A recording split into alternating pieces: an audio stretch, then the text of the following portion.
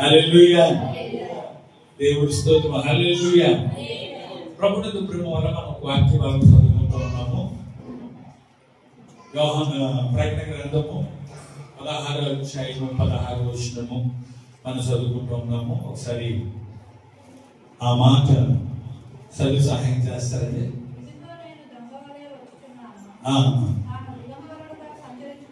సంచరించుచున్నందున జనులు తన దిశమును సూతురేమో అని మెలకుగా ఉండి తన వస్త్రములు కాపాడుకున్నవాడు ధన్యుడు. మరొకసారి చెప్పండి అందరూ, తన వస్త్రములు కాపాడుకున్నవాడు ధన్యుడు. ఈ రోజు ప్రేమ దేవుడు ఇచ్చిన వస్త్రాలు ఎవరికి వాళ్ళే మనం కాపాడుకోవాలి. ఇంతవరకు ఎన్ని వస్త్రాలు మనం విన్నామంటే 9 వస్త్రాలు విన్నాం. ఎన్ని వస్త్రాలు అండి? 9 వస్త్రాలు. ఈ 9 వస్త్రాలు ఎవరైతే రక్షణ పొందుతారో దేవుడు అందరికి ఇచ్చేసాడు. ఈ 10వ వస్త్రం ఎవరికి ఇస్తారంటే ఈరోజు కొన్ని మాటలు మనం జ్ఞాపకం చేసుకుంటాం. హల్లెలూయా చెప్తారు ఒకసారి. హల్లెలూయా. ప్రేమ వల్ల 9 వస్త్రాలు ఒకసారి జ్ఞాపకం చేస్తారు. ఒకటి రక్షణ వస్త్రము, నీతి వస్త్రము, సంతోష వస్త్రము, ఉల్లాస వస్త్రము, స్తుతి వస్త్రము, ప్రశస్తమైన వస్త్రము, విచిత్రమైన వస్త్రము, తెల్లని వస్త్రము, పెండ్లి వస్త్రము. ఏంటండి? 9 మాటలు, 9 వస్త్రాలు దేవుడు ఇచ్చాడు. దేవుడు చక్కగా మాట్లాడాడు. అయితే ఈ 10వ వస్త్రం గురించి, ఈ 10వ వస్త్రం ఎవరికి పడితే వాళ్ళకి ఇవ్వబడదు.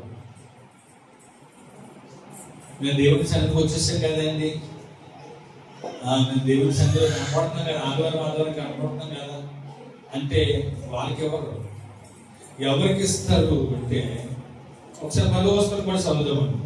10వ వస్త్రం ప్రకటన గ్రంథం తీయండి. ప్రకటన గ్రంథము 19వ అధ్యాయం 7వ వచనం. మరియు ఆమె ధరించుకొనుటకు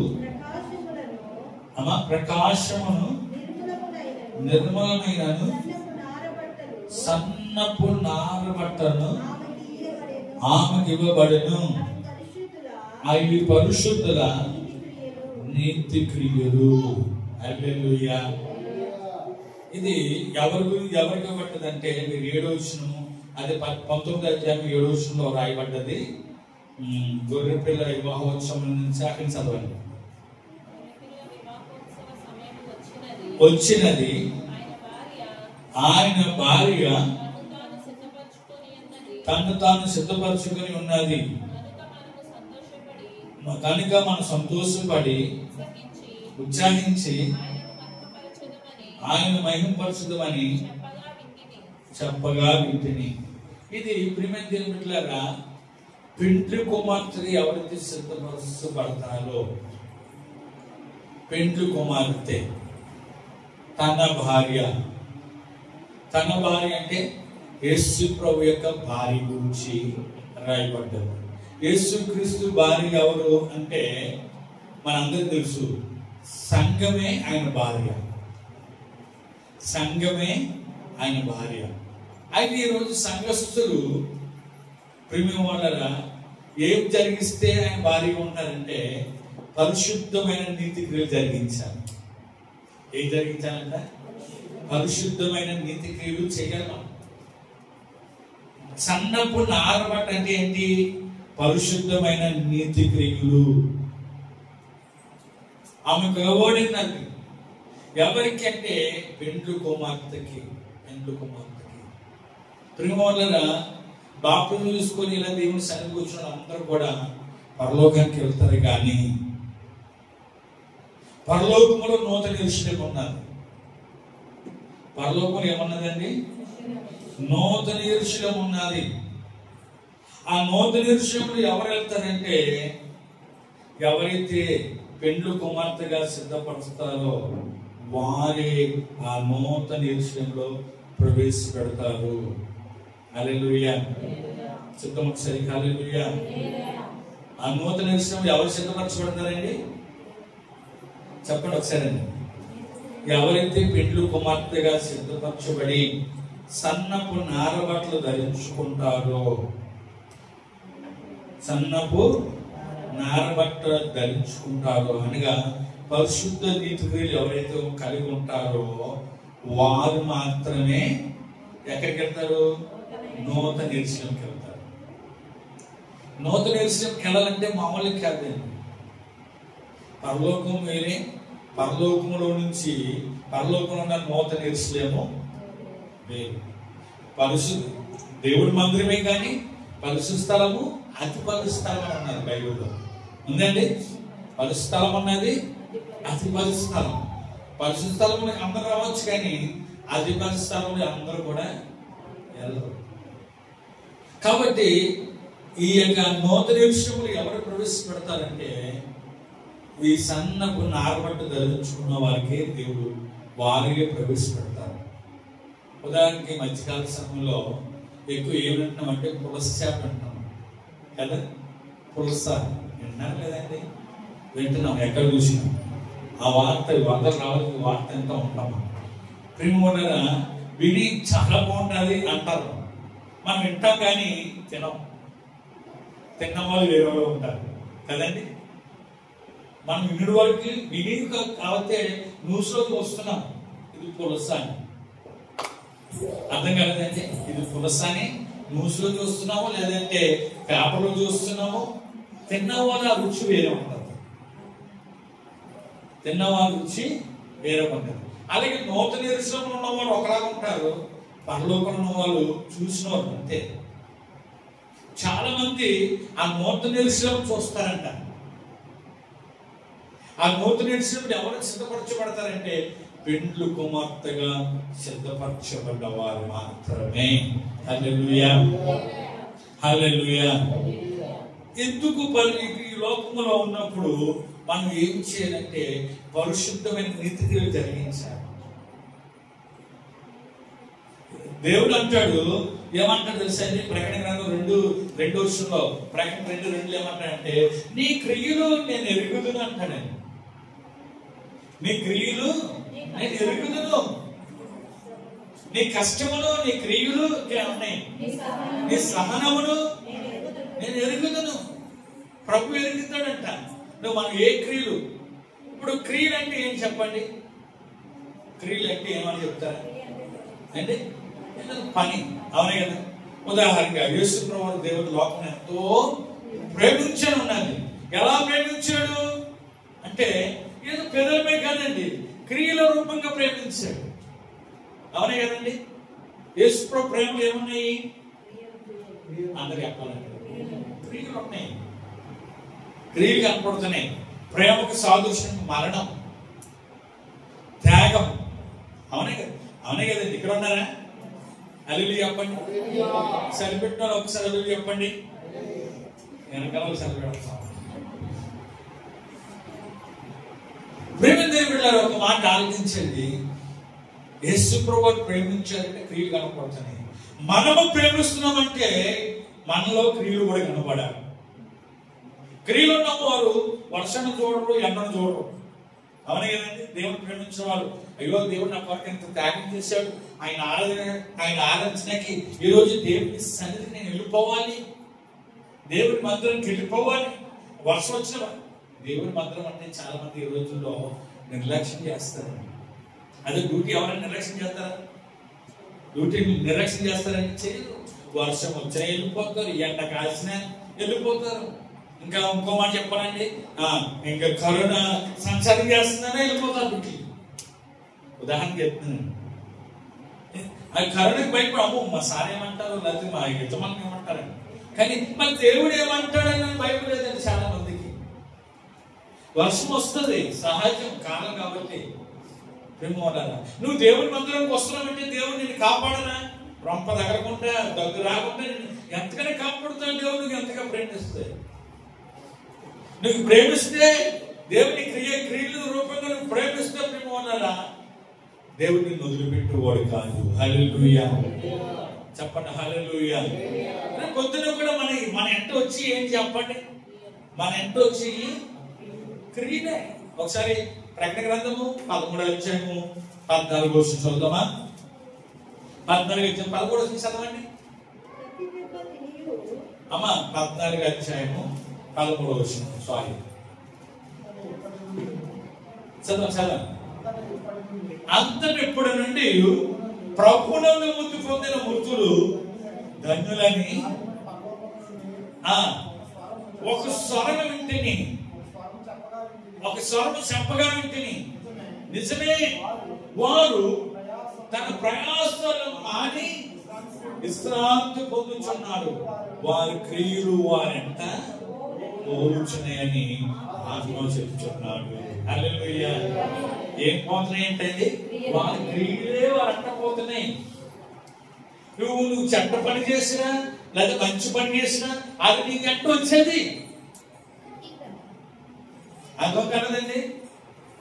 మన దేవుని ప్రేమించి చెడ్డ పని చేసినా మంచి పని చేసినా ఇంకేవి రావండి. ఇప్పుడు ఎంత మనం సంపాదించుకున్నా, బిల్డింగ్ కట్టేసినా, అంటే మామూలుగా చెప్తున్నాను, ఎవరు కట్టుకోలేదు కానీ మామూలుగా చెప్తున్నా సహాయంగా. ఈ లోకంలో రకరకాలుగా అంటారు. చాలా మంది లోకంలో ప్రజలు కూడా అంటారండి, మన అంటే ఏమవుతాయి, మన మంచి పనులు వస్తాయి అంటే అంటారు లేదండి. మన అంటే ఏమవుతాయి, మనం చేసే మంచి పనులే వస్తాయి అంటారండి ప్రజలు. అంటారు కానీ మంచి పనులు చేయరు. లంచాలు పుచ్చుకోకుండా ఉండరు. మీకు అర్థమైందండి. మోసం చేయకుండా ఉండరు, అబద్ధాలు ఆడుకుంటూ ఉండరు. క్రియల్లో మార్పు లేదండి. ఇప్పుడు మీ క్రియలను ఎరుగుదను అంటున్నాడండి. మనం చేస్తున్న మంచి పనులు తెలుసు దేవుడికి, చెడ్డ పనులు కూడా ఇక్కడ లేదు చాలా మంది. హల్లెలూయా, హల్లెలూయా. ఎందుకు లేదని నాకు అర్థం కావట్లేదు. దేవుడు మంచి పనులు తెలుసు, చెడ్డ పనులు చేసే వాళ్ళకి తెలుసు. ఆయన అన్ని క్రియలు ఆయన ఎరిగినండి. కాబట్టి రేపు పొద్దున్న పరిశుద్ధమైన నీతి క్రియలు నీకు ధరింపజేయాలంటే, సన్నపు నారబట్ట పెండ్లు కుమార్తెగా నువ్వు సిద్ధపరచబడాలంటే, ప్రేమ వలన ఇక్కడ భూలోకం ఉన్నప్పుడు ఆయన పరిశుద్ధమైన నీతి క్రియలు జరిగించాలి. మనం జరిగించాలి. చాలా మంది జరిగించలేదు. ఒకసారి అండి ఒక అతను రాజుగా నియమించబడ్డాడు. ఒకసారి 2 దినవృత్తాల గ్రంథము 19వ అధ్యాయం 3వ వచనం. యెహోషాపాతు రాజు 2 దినవృత్తాల గ్రంథము 19వ అధ్యాయం 3వ వచనంలో రాయబడ్డాడు. యెహోషాపాతు రాజు రాజుగా నియమించిన తర్వాత ఏం చేశారంటే అండి, మొట్టమొదటిగా చేసి పని అండి.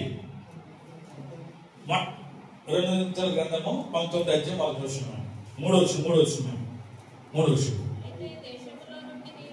అయితే దేశంలో నుంచి నీవు దేవతా స్తంభములను తీసివేసి దేవుని యొద్ద విచారణ చేయుటకు నువ్వు మనస్సు నిలుపుకొని ఉన్నావు. నీ యొద్ద ఏ క్రియలు కనపడుతున్నాయి? మంచి క్రియలు కనపడుతున్నాయి. మంచి క్రియలు కనపడుతున్నాయి. ఎవరు యొద్దండి? యెహోషాపాతు యొద్ద. కారణము, ఆయన మొట్టమొదటి దేశాన్ని పరిపాలించడానికి ఎకరాకి ప్రమాణం చేసినప్పుడు ఈ దేశంలో దేవత స్తంభాలు ఉండడానికి వీల్లేదు, విగ్రహార్థం జరగడానికి వీల్లేదు, అన్ని పడగొట్టించేసారు. చూడండి, ఇప్పుడు ఎవరైనా మంత్రులు ఎవరైనా అనుకోండి, ఏమైనా ప్రమాణం చేస్తారు? మొట్టమొదటి ఏం చేయాలనుకున్నాం అంటే కొంతమంది అంటారు, నేను సారా బాధించాలనుకున్నాను అంటారు కదండి. లేదా నేను ఈ మంచి పని చేయాలనుకొని అందరి ముందు చెప్తారు, ప్రమాణం చేస్తారని మర్చిపోతారు. అవునే కదండి. ఈ రాజు ఎప్పుడైతే నిలబడ్డాడో ఆయన మంచి క్రియ ఏంటి తెలుసా అండి? మంచి పని ఏంటి తెలుసా? విగ్రహాలకు సంబంధించినవన్నీ కూడా ఏం చేశాడండి? తీసివేసేసాడు. ఈ రోజు మంచి క్రియ మనం చేయాలంటే మనలో విగ్రహాలను ఉన్నదమ్మో, మనలో విగ్రహాలను ఉన్నదమ్మో. విగ్రహాలను అంటే ఏంటి తెలుసా?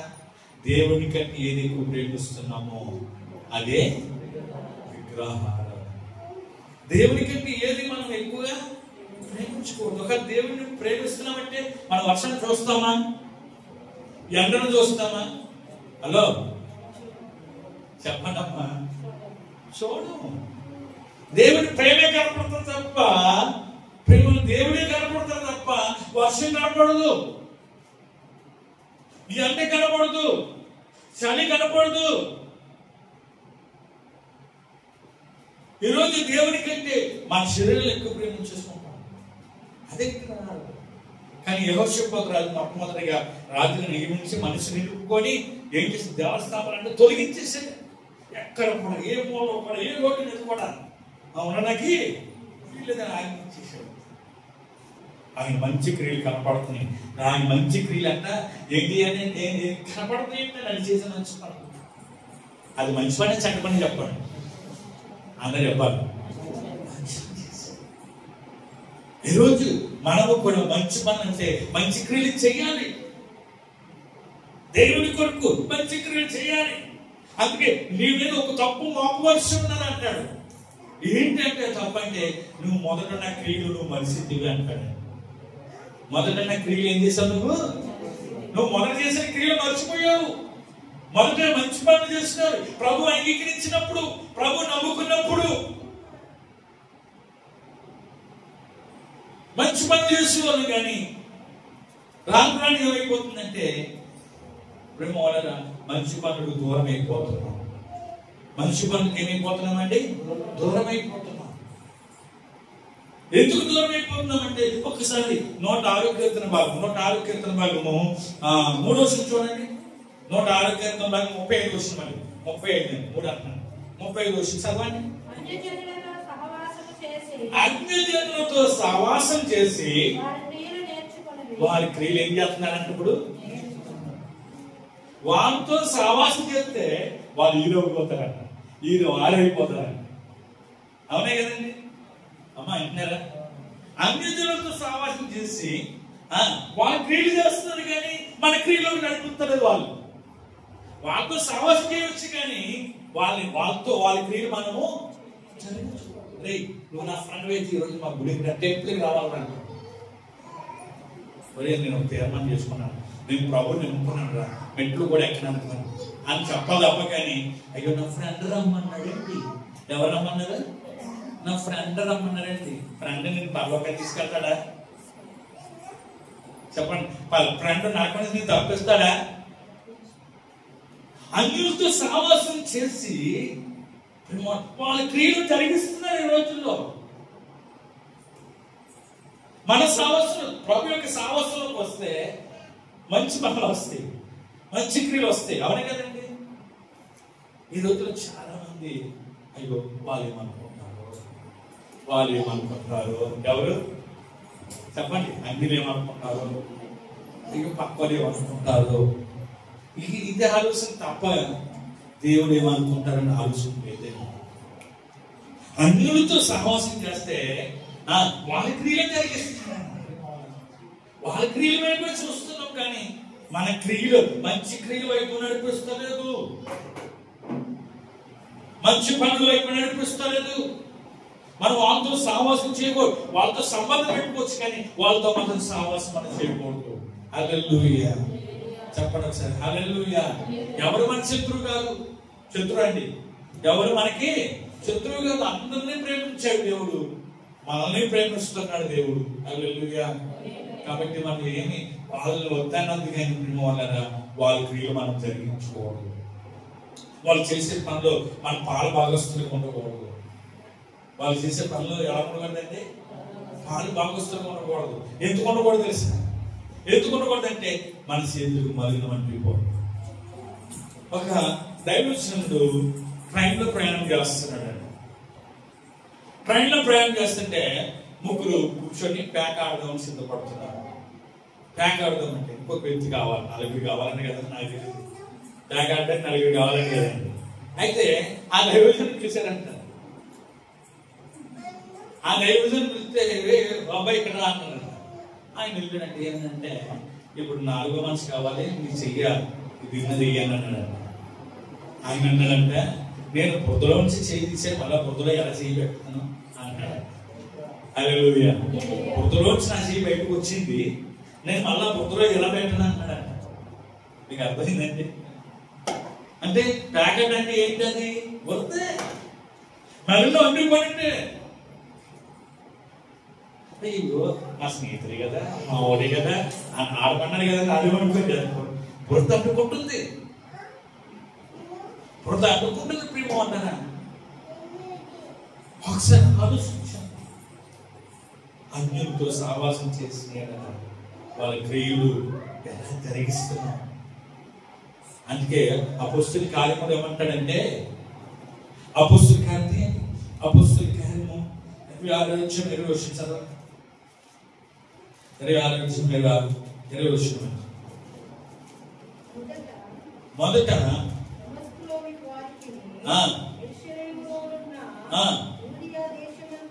అంతటను తర్వాత అన్ని జనులకు వారు మారు మనసు పొంది దేవునితో తిరిగి మారు మనసుకు తగిన క్రియలు ఏం చేయమన్నాడండి? చేయవలనని ప్రకటించాను. హల్లెలూయా. మారు మనసుకు కావాల్సిన క్రియలు కావాలంట, మారు మనసు తగిన ఫలాలు కావాలంటండి. మార్కు సువార్త రాశాడు, మారు మనసు పొందిన క్రియలు మనలో ఉన్నాయా? మారేమంటే ప్రభు అన్నాడు, మారు మనసు పొందామంటే అన్నట్లు మార్పు రావాలి. అవునే కదండి? చూపులకు మార్పు రావాలి, కన్నులకు మార్పు రావాలి, చేతులకు మార్పు రావాలి, నడకకు మార్పు రావాలి, అన్నట్లుగా మార్పు రావాలి. మారు మనసు అన్నారు. అవునే కదండి? ఏమన్నదండి? మారు మనసు అంటే మనసు మారిందని అర్థం. మనసు మారితే చూపులు మారిపోతాయి, చేతులు మారిపోతాయి, పన్నులు మారిపోతాయి, క్రియలు మారిపోతాయి. మారు మనసు తగిన క్రియలు జరిగించని వాళ్ళకి ప్రకటన చేస్తున్నాడు. అన్యజనులకు చెప్తున్నాడు, యూదవారికి చెప్తున్నాడు, యెరూషలేములో వారికి చెప్తున్నాడు పౌలు గారు. ఈ రోజులో మార్పు లేదండి. ప్రభు దగ్గరికి వస్తున్నాం కానీ ఏం లేదండి. మార్పు ఉన్నదంటే పర్లేదు, కానీ మార్పు తగిన క్రియలు కనపడతాడు. మారు మనసు పొందిన క్రియలు మనలో చాలా మందిలో కనపడదు. మనలో అనకూడదు కానీ చాలా మందిలో కనపడతలేదు. మారేమనుకుంటాం కానీ మనలో కోపం మారలేదు.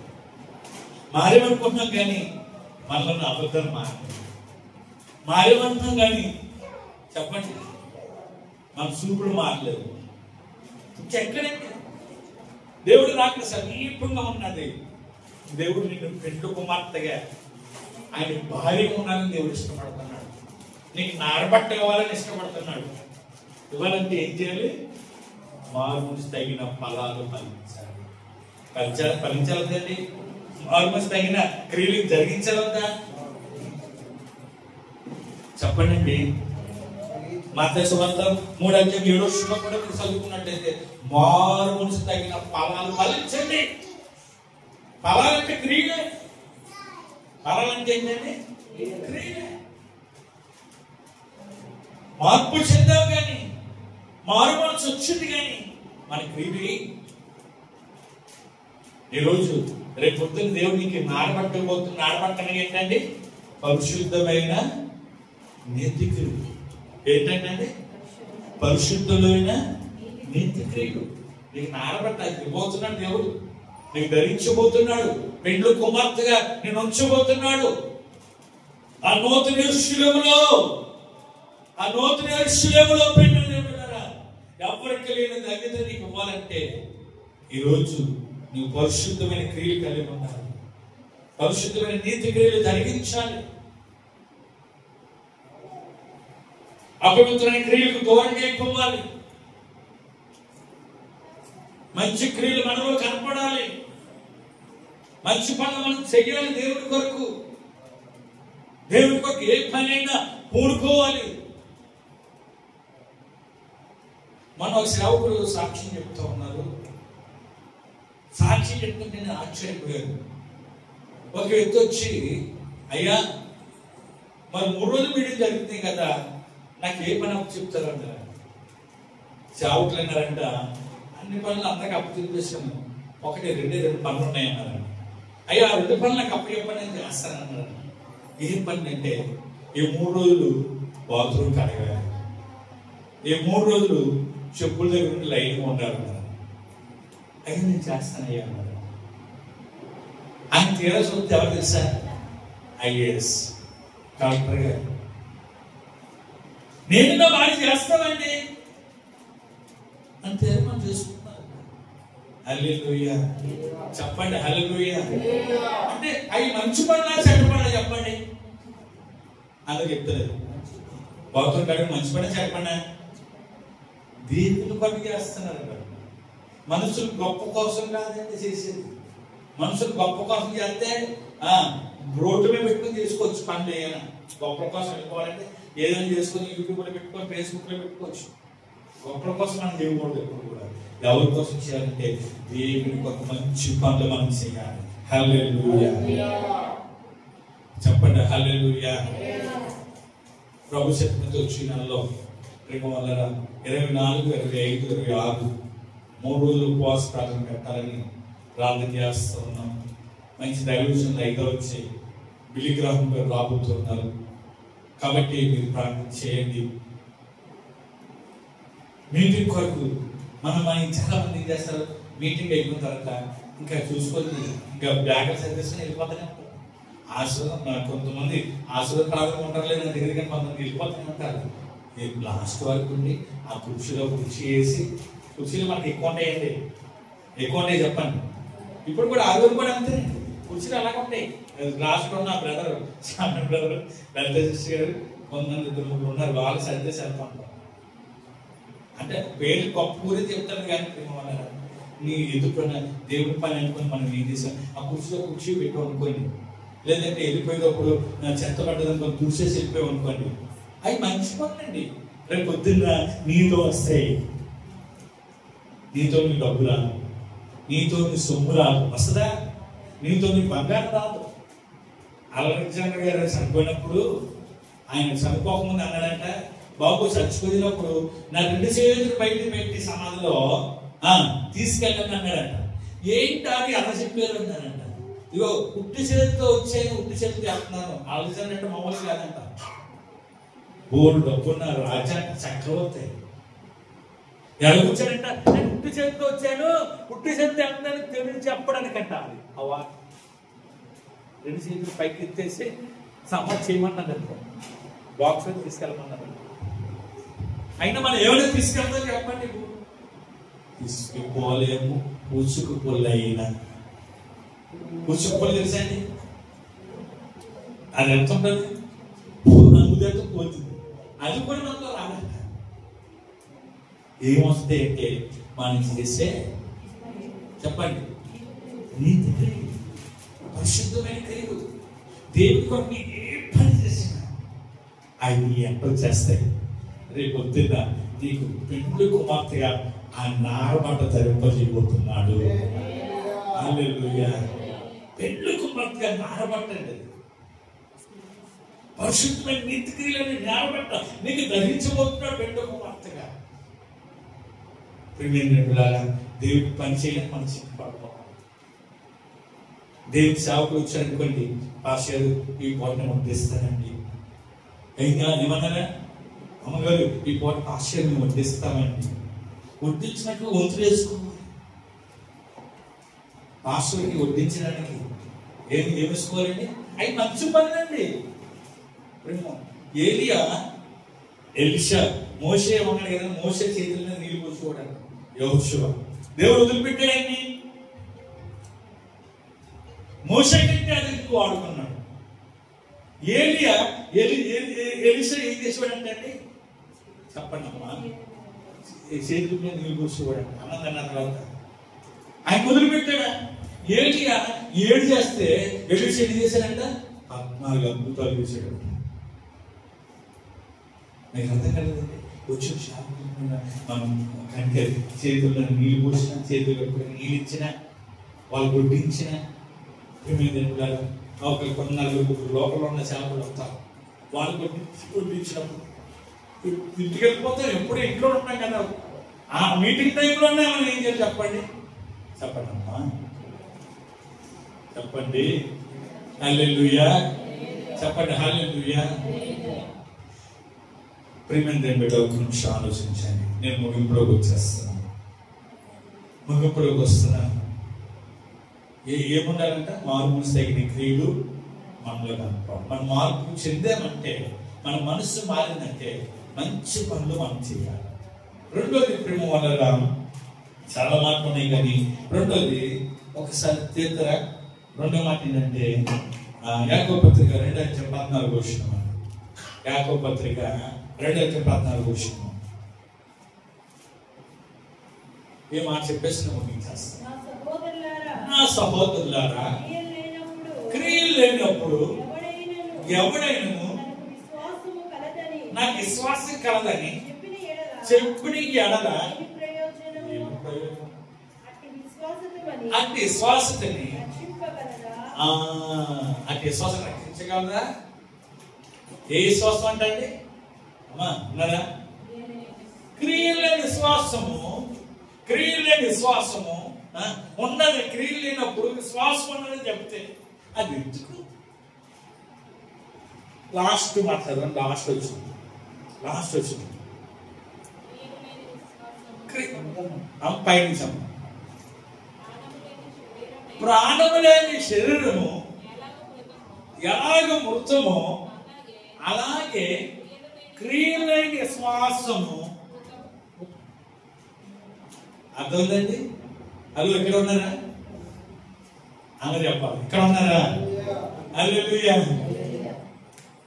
ప్రాణము లేని శరీరం ఎలా ఉంటుందండి? కదులుతుందా? చెప్పండి, చూస్తుందా? చెప్పండి అమ్మా. ఎవరైనా చచ్చిపోయారు అనుకోండి, చేయగలుగుతుంది అనుకోండి, అక్కడ మూతం అది కదలదు, మెదలదు. మనమే కప్పాలి. కాబట్టి జరపాలంటే మనం ఏం చేయాలి? కూర్చుంటాడు. మా కూర్చున్న ప్లేస్ లేదు. నా శవంతా అంటే మాట్లాడు కదా, ఏమి లేదు దాంట్లో, జీవం లేదు. క్రియలు లేని విశ్వాసం కూడా మొత్తమేనంట. నీకు విశ్వాసం ఉంటే క్రియలు కనపడాలి, పనులు కనపడాలి విశ్వాసంలో. హల్లెలూయా. అందరూ చెప్పాలండి హల్లెలూయా. నువ్వు విశ్వాసంగా ఉన్నావంటే దాంట్లో పనులు కనపడాలి. పనులు లేకపోతే నీ విశ్వాసం ఎందుకు? అది రక్షిస్తుందా? క్రియలు లేని విశ్వాసం మొత్తము అంటే మొత్తం అంటే ముద్దుతో సమానము. విశ్వాసం ఒకటి, మార్పులో క్రియలు ఉండాలి. రెండోది విశ్వాసంలో క్రియలు ఉండాలి. విశ్వాసంలో ఏముండాలండి? క్రియలు ఉన్నాయా? ఆ క్రియలే నీ ఎంత వస్తాయి. ఆ క్రియలే పరిశుద్ధమైన క్రియలు, పరిశుద్ధమైన నీతి క్రియలు. ఆ క్రియలే సన్నపు నారబట్ట నీకు ఇవ్వబడుతుంది. హల్లెలూయా. హల్లెలూయా. అక్కడ దేవుడు తయారు చేయడండి. ఇక్కడ నువ్వు సిద్ధపడియే అక్కడ నీకు ఇవ్వబడుతున్నాడు. అక్కడ ఇవ్వబోతున్నాడు. అక్కడ నీకు కావాలంటే ఇప్పటి నుంచి నువ్వు సిద్ధపడు. నీ మారు మనసులో క్రియలు ఉన్నాయా? మార్పు తగ్గిన క్రియలు కనపడుతున్నాయా? ఇంకా అలవాటు ఉన్నామా? లేదంటే విశ్వాసంలో క్రియలు కనపడుతున్నాయా? విశ్వాసం ఉన్నది కానీ క్రియలు లేకపోతే ఇది అర్థము. కాబట్టి నిన్ను నువ్వే సరిచేసుకోవాలి. దేవుడు 10 వస్త్రాలు ఇచ్చాడు, కానీ ఈ 10వ వస్త్రం నీకు ఎప్పుడు ఇస్తాడంటే నువ్వు పెండ్లు కుమార్తెగా సిద్ధపడినప్పుడే. పెండ్లు కుమార్తెగా సిద్ధపడినప్పుడే ఆలకే పోతున్నాడు. వారు ఎక్కడ ఉంటారంటే నూతన యెరూషలేములో. హల్లెలూయా. పరలోకంలో కాదు, పరలోకంలో అందరూ కూడా ఆనందిస్తారు ఆ నూతన యెరూషలేము గురించి. అంతేకాని ఎవరు పడితే వాళ్ళు ఆ నూతన యెరూషలేముకి వెళ్ళరు. పెండ్లు కుమార్తెగా సిద్ధపడ్డ వారే. ఎస్తేరు ఎలా సిద్ధపడ్డాలో ఎస్తేరులో మనం సిద్ధపడాలి. హల్లెలూయా. ఎస్తేరులో మనం ఏకైక అప్పచెప్పుకోవాలి. ఏకైక పరిశుద్ధాత్మకు అప్పచెప్పుకోవాలి. ప్రభా నన్ను అలా నడిపించు, ఎలా పోషిస్తావో పోషించు, ఎలా నన్ను ఎక్కడ తీసుకెళ్తావు అక్కడ తీసుకెళ్ళి ప్రభా, నన్ను ఎలా సరిచేస్తావు నన్ను సరిచేయి ప్రభా అని ఆయనకు అప్పచెప్పుకుంటే ఆ పరిశుద్ధాత్మ దేవుడే మనల్ని సిద్ధపరుస్తాడు. హల్లెలూయా. ఎవరి కొరకంటే పెండ్లు పెండు కుమారుడు కొరకు పెండు కుమార్తెగా నిన్ను సిద్ధపరుస్తాడు. మన ఇంటొచ్చి నీతి క్రియలే, మన ఇంటొచ్చి ఏది రావాలి. ఏమైనా వస్తాయండి? వస్తాయంటే చూడండి బాబు, మనుషులు ఇంకెంత ఉంటారా? మనంటే ఎన్ని తీసుకెళ్తాం అంటే ఏమన్నా చెప్పండి, ఎంత సంపాదించుకుంటారు ఇంకా. కాబట్టి మనందరూ కూడా సిద్ధపడతాము. దేవుడి మాటలు దీవించి ఆశీర్వదించునిగాక. అందరు కూడా తలలో ఉంచండి, అందరు కూడా తలలో ఉంచండి. ఒక్క నిమిషము. ఈరోజు సన్నపు నారబట్ట, 10వ మాటలో సన్నపు నారబట్ట అంటే పరిశుద్ధమైన నీతి క్రియలు. ఇది ఎవరికి ఇవ్వబడుతుందంటే పెండు కుమార్తెకి ఇవ్వబడుతుంది. పెండు కుమార్తెకి. నువ్వు పెండు కుమార్తెగా సిద్ధపడ్డావా? నా సహోదరి సహోదరుడా, సిద్ధపడాలంటే నీ క్రియలు ఎలా ఉన్నాయి? ప్రభు అంటే నీ క్రియలు నెరవేరును. ఒక రంగంతో సమావేశం చేసి అందరి క్రియలు జరిగిస్తున్నావా? ఒక లేదంటే ఒక మార్పు పొంది మార్పు తగిన క్రియలు జరిగిస్తున్నావా? మార్పు తగిన క్రియలు మనలో ఉన్నాయా? లేదంటే విశ్వాసం లేని విశ్వాసము క్రియలు రెండు కలిగి ఉన్నావా? అంటే చాలా సంతోషం. రేపొద్దు నా క్రియలే నీ వెంట రాబోతున్నాయి. సహోదరి సహోదరుడా, మనం కొద్ది మంది కావచ్చు, కానీ దేవుడు మనతో మాట్లాడుతున్నాడు. నీ క్రియలే నీ ఎంట వస్తాయి, నీ పనులే నీ ఎంట వస్తాయి. నీ ఏదో మంచి పని చేసినా చెడ్డ పని చేసినా నీ ఎంట వచ్చి ఏమి రావు,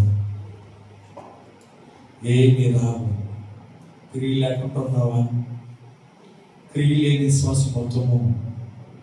మారుమనసు తగిన క్రియలు ఫలించు, మారుమనసు తగిన ఫలాలు ఫలించు, క్రియలు కలిగి ఉండు.